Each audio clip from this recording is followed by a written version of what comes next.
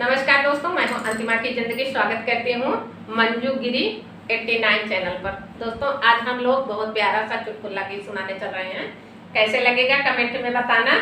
और यही रीता पाल गीत चैनल, इन चैनल पर जा जाए भैया, खूब सब्सक्राइब लाइक सपोर्ट कर जाए इनका। वैसे भाई सब्सक्राइब की जरूरत नहीं ना भाई, खूब सुनत जा। खूब सुना इनका बहुत अच्छा दीदी गीत गाती है। इनका पूरा हो जाए, मोनो करवा ले जल्दी से।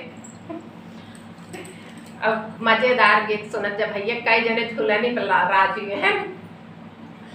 ये नहीं दीदी झूलने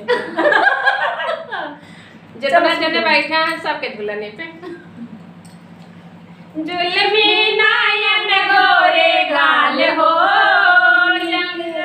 गई ना दुनिया। जुलमी नायन गोरे गाल हो, निकला गई ना दुनिया। यही रे ना दुनिया पे तीन जने राजी, यही रे ना दुनिया पे तीन जने राजी। देवर बाला बनना दोई हो, निकला गई ना दुनिया। देवर बाला बनना दोई हो, निकला गई ना दुनिया। जुलमी नायन गोरे गाल हो, निकला गई ना दुनिया। जुलमी नायन गोरे गाल हो, निकला गई ना दुनिया। यही रे ना दुनिया पे तीन जने राजी, यही रे ना दुनिया पे तीन जने राजी। पुलिस दारोगा थानेदार हो, निकला गई ना दुनिया।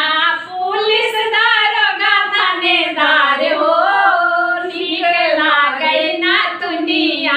जुलमी नायन गोरे गाल हो, निकला गई ना दुनिया। जुलमी नायन गोरे गाल हो, निकला गई ना दुनिया। यही रे ना दुनिया पे तीन शहर घायल, यही रे ना दुनिया पे तीन शहर घायल। दिल्ली बम्बई गुजरात हो, निकला गई ना दुनिया। दिल्ली बम्बई गुजरात हो, निकला गई ना दुनिया। जुलमी नायन गोरे गाल हो, निकला गई ना दुनिया।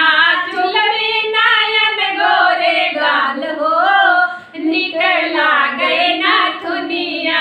धन्यवाद दोस्तों, गीत कैसे लगा कमेंट में बताना भैया। दुल्हन के राजीव को कमेंट में बताओ जाया। हमारे बुआ जी के झूलने के राजी में हमको बताया, दीदी झूलने के राजी में बुआ को बताया।